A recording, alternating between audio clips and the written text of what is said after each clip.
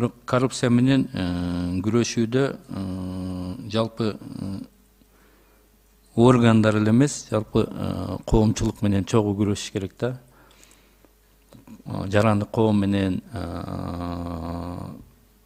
каржы булактары менен, кайсыл өлкөдө жарандык коом, журналисттер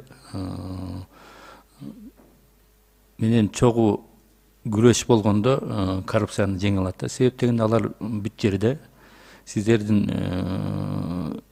колуңуздар же көзүңүздөр жетпеген жерде ал жаран эл журналисттер баары ошол.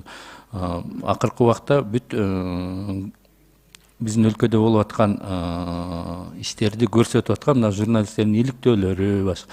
Бул сөз эркиндиги жарандык коомдун, журналисттердин эркин өзүнүн билдирүүлөрү менен ошого улуттук коопсуздук кызматы же болбосо башка күч органдары реакция кылып, өз убагында ошолор менен ошолордун билдирүүлөрүнө, ошолордун иликтөөлөрүнө туура чечим кабыл алса, ошондо күрөш туура болот да.